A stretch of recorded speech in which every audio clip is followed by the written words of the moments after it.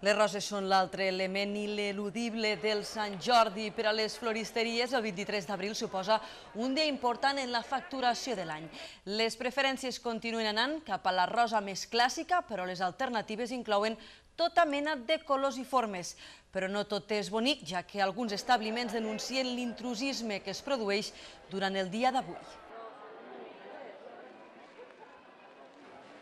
A la dona, a la filla, a la companya de feina, a alguna amiga del cercle d'amistats, la llista de persones a qui regalar la rosa durant el Sant Jordi és inacabable i les opcions per complir bé són llargues. Roses de tots els colors i en complements més o menys generosos, però entre totes les preferides són les de sempre. La que es ven més i la que tenim més és la roja, que és la més de Sant Jordi.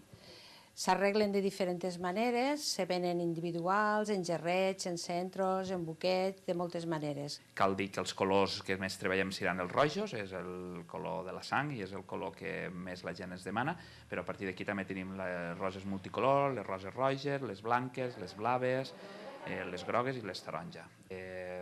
Tenim també una rosa que fa uns anys va sortir, que és la rosa de l'amor eterno, que és una rosa que no es fa malbé, és una rosa natural que els fan una absorció de líquid i la qual dura, com bé diu la paraula, molt de temps. Nosaltres ho arreglem no només en una espiga, nosaltres sempre fiquem unes estructures o fiquem una miqueta d'herba aromàtica, lavanda, fiquem unes mimbres, ho arreglem diferent perquè es vegi diferent. Les parades de venda de roses s'escampen arreu de totes les ciutats, un factor que des del gremi de floristeries consideren injust.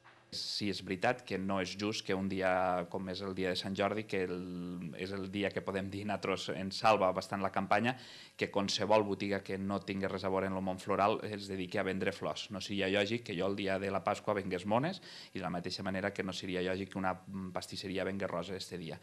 Les floristeries seríem les que tindrien que vendre les roses i els llibres les llibreries. Però ara fa un temps per aquí que es veu que tothom té dret de vendre roses. Jo que una entitat o que un col·legi vulgui vendre roses per treure's uns diners, a partir d'aquí no podem dir res. Ells poden, dic, nosaltres són molts els col·legis que ens venen a buscar les roses i intentem fer-los un preu perquè tots hem sigut jovens i sabem el que representa una excursió final de curs. Però des d'aquest punt fins que totes les altres botigues puguen vendre roses, dic, no és el més correcte.